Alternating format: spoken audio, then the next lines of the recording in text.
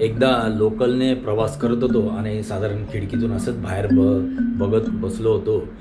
बाजूचा जो मुलगा होता, एक साधारण 30-35 वर्षाचा मुलगा होता, सारखं पाय हलवत होता. आणि मग मी त्याला विचारलं, "का रे बाबा, काही?" तो म्हणाला, "नाही हो, सारखं डोक्यात विचार सुरू असले की नकळत माझा पाय सारखा असा हलत असतो."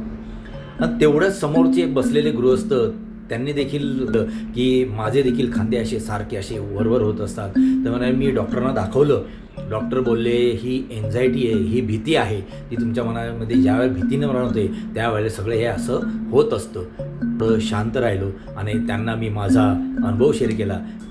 नको नको त्या गोष्टी, छोट्या-छोट्या गोष्टींची मला भीती वाटत होती. पण मी एकदा सायकॉलॉजिस्ट यांच्याकडे गेलो आणि त्यांनी मला मार्ग दाखवला आणि त्यांच्याकडे काही सिटिंग घेतल्यात मी आणि त्याच्यातून या भीतीला देखील मी दूर केलं आणि आज देखील मी तुमच्यासमोर आहे.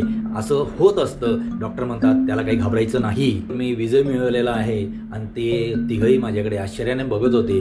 भीती ही काही शत्रू नाही, पण योग्य वेळी जर योग्य मार्गदर्शन, योग्य जर सल्ला घेतला तर त्याच्यातून आपण नक्कीच बाहेर पडू शकतो. आणि सगळं शांत होतं. लोकलचा प्रवास तसाच सुरू होता आणि सगळे तिघं चारी यांच्या चेहऱ्यावर मात्र एक समाधानाचं असं स्मितहास्य दिसत होतं.